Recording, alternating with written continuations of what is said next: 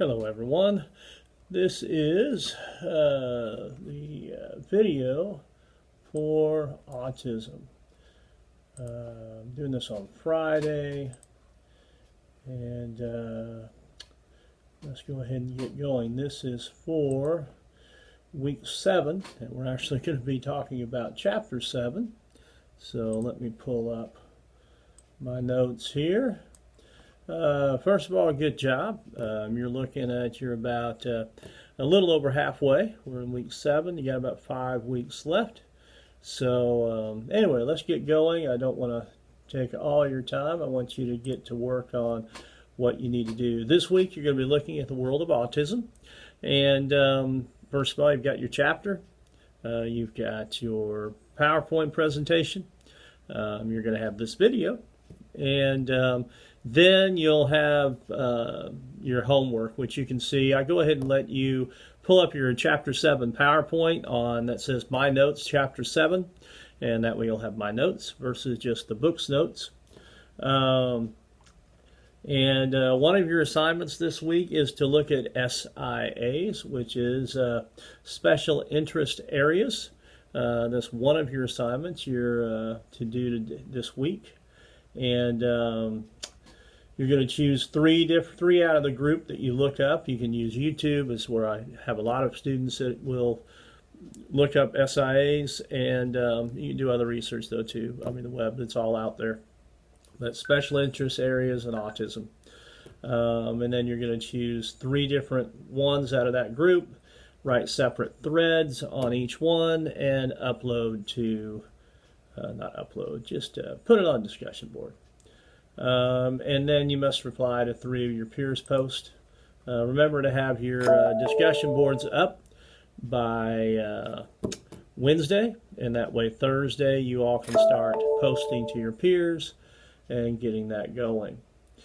Remember, differentiated instruction collection. It's not due until the end of the semester. That week before the semester ends is when they need to be turned in, actually. But you'll want to look up, this week, look up autism. Differentiated instruction for students with autism. You can look at certain areas, look at your area that you're wanting to go into, whether it's elementary, middle school, high school. If it's a certain area, go ahead and look at those. But anyway, hopefully you should have your PowerPoint notes up by now. You can see I've got the homework posted there, along with the observation reminder for that observation. First off, let's go ahead. I want you to go ahead, and I know it's an older TV video, but go ahead and look at the YouTube intro, Autism on the Rise, and pause me and go to that one.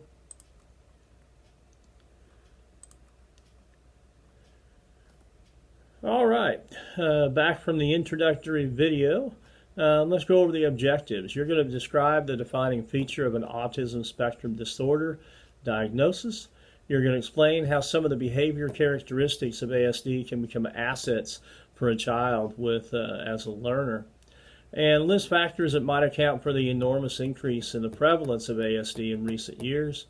And if you haven't noticed, ASD, autism spectrum disorder. Then describe how etiologic theories and the search for the causes of autism change from the first report of the disability to today. And then explain why different valid and reliable tools for early screening and diagnosis of ASD is so critical. Briefly describe severe evidence-based strategies for teaching students with ASD and specify and distinguish them from unproven faddish approaches. And list some of the advantages and disadvantages of providing educational services for children with ASD in the regular classroom. So those are the objectives. The next few slides are some questions that students have had trouble with in the past. So I've listed the questions along with where you can find them in the book. So you can do that on your own. We're going to go ahead and get started with the first slide that the book talked about, IDEA definition. It's a developmental disability affecting verbal and nonverbal communication and social interaction, generally evident before age 3, that adversely affects the child's educational performance. Now, one of the things that I do believe you'll want to understand, that many times these students develop this over time. Initially, the parents may not see any concerns, any developmental delay early on. Sometimes it's about age 2 that they all of a sudden start seeing signs, and they kind of revert. They kind of reverse course. They've been doing well up until this time, so the family had no concerns. And then voila, around the second year, they will start seeing some differences, some things that don't seem what the average development will be, and they start looking at ideas. But generally speaking, though, it is evident before age 3.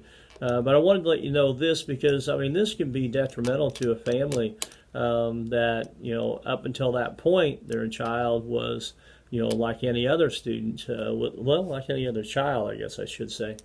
And then all of a sudden they have other things. So just something to watch. Other characteristics are engagement in repetitive activities and stereotype movements, resistance to environmental change or change in daily routines, and unusual response to sensory experiences.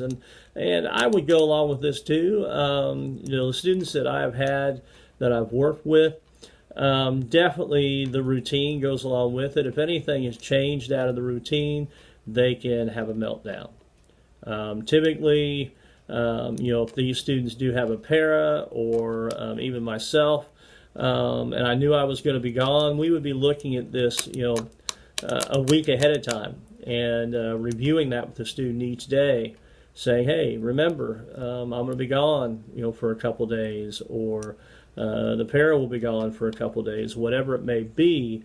But generally speaking, I would try to do that, because otherwise it's going to be not a good day for your student. Especially if it's sometimes you don't know you're going to be gone, and you're sick, or something comes up and you're not in the room, and there is no time to let the student know. That can be very difficult. Autism does not apply if the child has a serious emotional disturbance. So that's another IDEA part of that. The DSM definition subsumes all 4 related disorders into a single diagnostic category, autism spectrum disorder, with the following characteristics: persistent deficits in social communication and social interaction across the context, restricted repetitive patterns of behavior, interests, or activities. I have had several students that were very interested in certain subjects, and they would become the resident expert in that, whether it be trains, whether it be airplanes, whether it be policemen, or whatever, whatever their interest was, they would read anything, watch anything, learn anything. They would know everything there is to know about that subject. Definitely a good idea, as you all hopefully will find out in your assignment, so I won't go too much further in that. Symptoms must be present in early childhood.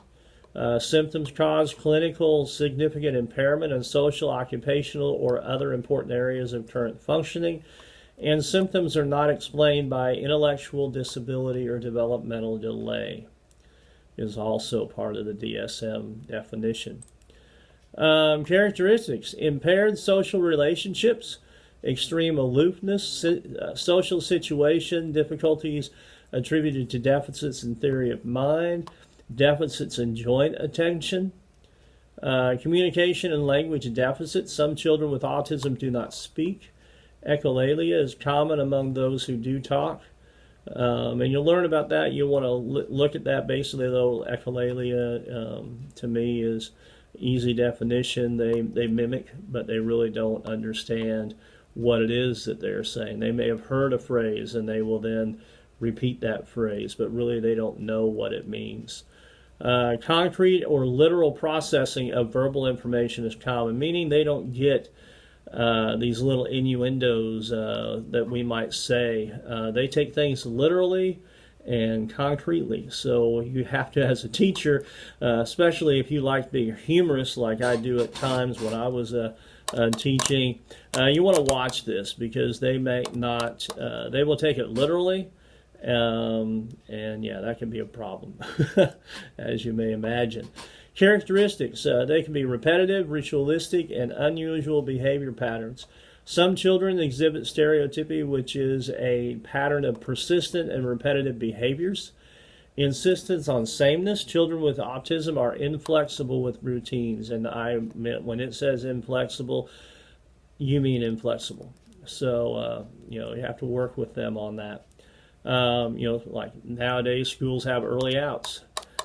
Think about it, if you have it every week versus every month, where you get out early. Well, that means maybe your classes get out 5 or 10 minutes early. This can be a big problem.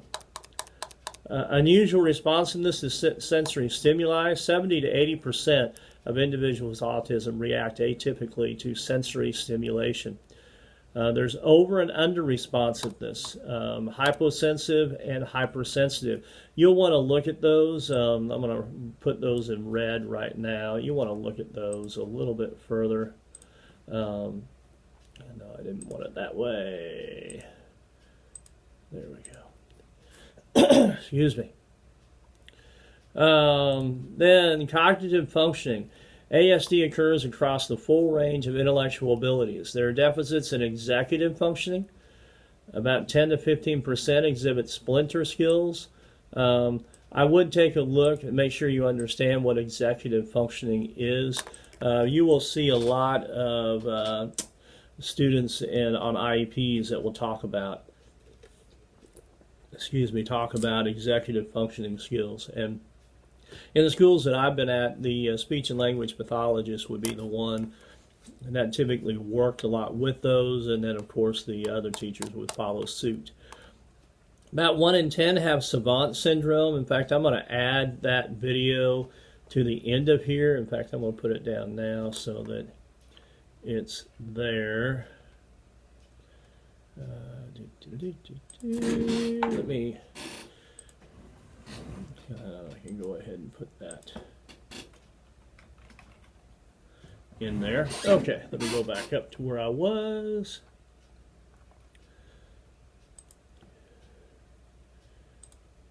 There we go.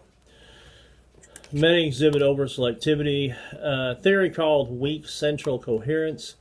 Obsessive attention on a specific subject or content. We talked about that a little bit. Some possess a strong aptitude for rote memory of certain things. Many of you might remember, and if you don't, it's probably by now about a classic, Rain Man, Dustin Hoffman, and Tom Cruise, I believe. Not sure on the last name. But anyway, he had great memory skills. Some of the Savant videos that you might look under have those type of things too, where they can say, what the weather was like 20 years ago at a certain time. It's just astounding the things they can do. I'll put the video in here. I think it'd be good to put it in here too. Challenging behavior. Some students with autism exhibit property destruction, aggression toward others, and even self-injury. Many experience a variety of sleep problems. Some have extreme narrow food preferences. Some engage in PICO, which is the compulsive recurrent consumption of non-food items. I'm going to discuss one of the students that I used to have that definitely fit in this category. You just never know what their trigger points are. If you're getting a new student or a student transferring in from another school in your district, it'd be a great idea to talk to the special ed teacher, the process coordinator, whoever it might be, to find out if they have any triggers that kind of set things off. And some you will be able to find these triggers, but some you may have to find out on your own, unfortunately.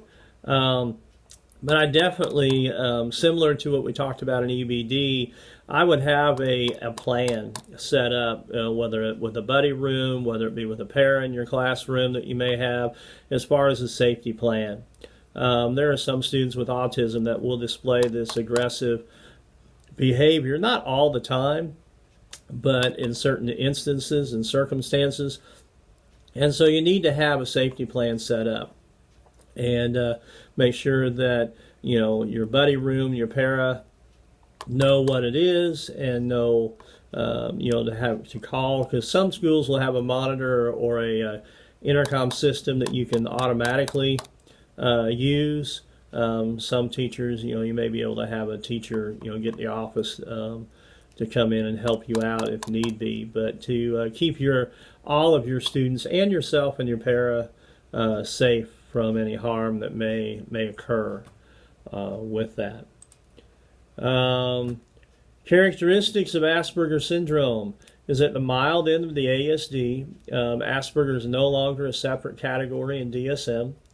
Impairment in the social areas, deficits in the use of nonverbal behaviors related to social interaction, no general language delay, must have an average or above average intelligence. Most times these students, and these will also be the ones that parents will say, well, they have a higher IQ than that, and they will in areas, but when you put all of the IQ subscores together, there are some that draw that IQ down. But yeah, generally speaking, they're going to have an average to above average intelligence. Their peculiarities and social skill deficits make it difficult to develop and maintain friendships. So many times these will have, social skills, goals. They will also have, social pragmatic goals to help them with that. Prevalence. Autism occurs in as many as 1 in 68 children. The rise in autism prevalence is an international phenomenon. It's the 4th largest and fastest growing disability category in special education. You will see, generally speaking, boys are affected nearly 5 times more than girls. ASD appears in all racial, ethnic, and socioeconomic groups. In the 2012-13 school year, 498,000 students ages 3 to 21 years were educated under the IDE category of autism. And it's still that way.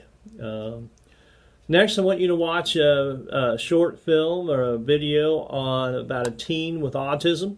I think it'll give you a good perspective from this teen's perspective, and hopefully help you get some ideas on what you might do with a student in your classroom that has autism. So go ahead and pause me if you're watching the video while you're looking at the PowerPoints, and go ahead and watch the teen with autism. All right, let's go then to the next one, the causes. Autism is a neurodevelopmental disorder with no medical or physiological marker. In 85% of cases, the cause of autism is unknown. There is a clear biological origin of autism in the form of abnormal prenatal and postnatal brain development, structure, or neurochemistry. Autism clearly has a genetic component. The combination of autism-related genes, exposure to certain environmental factors may lead to the development of autism in some children, are some of the things that are coming out now.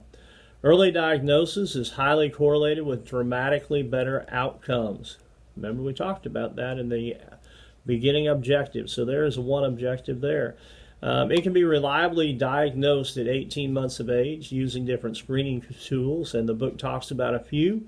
Modified Checklist for Autism in Toddlers, or MCHAT, Social Communication Questionnaire, and the Autism Spectrum Screening Questionnaire, the ASSQ. There's also some more diagnosis for those who fail screening tests or whose parents or caregivers have reasons for concern to undergo a complete diagnostic evaluation.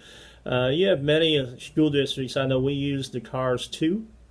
There's also, though, the ADI-R, the ADOS, and the ASDS, and we've used the Autism Syndrome Diagnostic Scale too, but I've seen some of the other ones come through whenever we had students come in from other schools. Some of the educational approaches. Children with autism are among the most difficult students to teach, and they can have very good days. They can be some of your best students on some days, and then some days you just wonder. But those are all kids, and they're all in your classroom, and you're going to teach all of them to the best of your ability.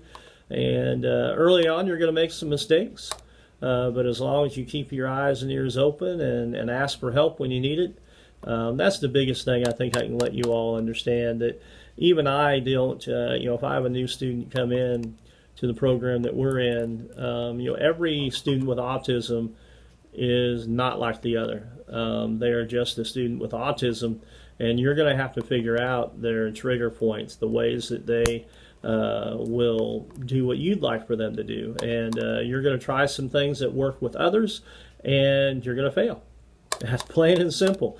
But you got to keep going. But the parent, as you hopefully by now know, the parent can be your best advocate, and you can go to them and see what's worked for them. Now, granted, there may be things that they do at home that don't work at school, but you can still try that.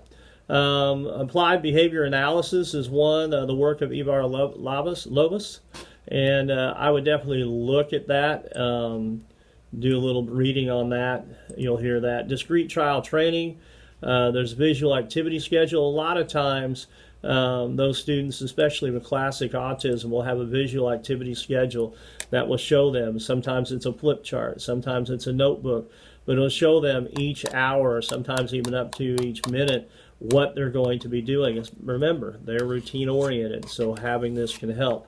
And social stories, a lot of times when they have issues with friends, issues with how they're behaving, social stories work out great. In this day and age with technology and iPads, they're great.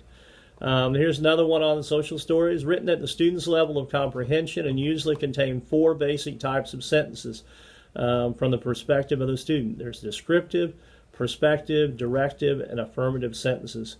I definitely look at that a little more in your book. They have a bigger section on it. Definitely get an understanding, because you will need that. You will see that. Unproven treatments. Many times student parents, as we talked about some of the other categories, they want to have a cure. They want to have a catch-all that can help. And there's a lot of them out there, and parents are going to try to grab onto them. All you can do is reassure that what you're doing has been proven. You might, it's always good to look at them, but I would never say that yes, we're going to use it. Talk to your district coordinator, talk to your school process coordinator about whatever it is the parent has talked to you about. But school districts, generally speaking, have a good common knowledge of what has worked. And if there is something good out there, they will look at it. What skills are the most important? As teachers, you need to be well organized, task-oriented, and attuned to small but cumulative improvements in student skills, and well-versed in teaching strategies with those students with ASD. You're going to have to pull everything out of your toolbox, and you may use everything and still be wondering what else there is you need to learn. Adult with autism, go ahead and pause me and watch this video, and then we'll finish up the rest of the video, or the PowerPoints. More on unproven treatment. Parent and teachers are easy targets for interventions that promise cures. Concerning a particular practice, teachers should collect and direct frequent measures of student learning to evaluate effects on students. Placement options. Most times, students with autism are increasingly placed in general ed classrooms, so that's why you need to be aware of autism and be aware of different teaching strategies, because you will need to use them. During 2012-2013 school years, approximately 40% of students with autism were educated in general ed classrooms, 18% served in resource rooms, 33% in separate classes, 9% of students with autism attended special schools or residential facilities. General ed classroom success in the classroom for a student with ASD depends on the child's ability to be reliable to do the following. Display near zero levels of problem behavior. I don't see that. Many times the students, they will have some. But again, it's through time and effort and ability to work with others that you can find out ways that you can come near zero. Participate and learn in group lessons. Complete assigned tasks independently. Interact with peers appropriately. Comply with classroom rules. Follow the teacher's directions. This is one that if they're routine oriented, they will be pretty good for you. They'll probably be ones that actually will point out others that aren't doing it, which may be, again, another situation you have to handle. Get the teacher's attention, assistance appropriately. That one there is definitely one you'll want to watch. Have a nice way to figure that out. The general education classroom is not the least restricted environment for all students with ASD.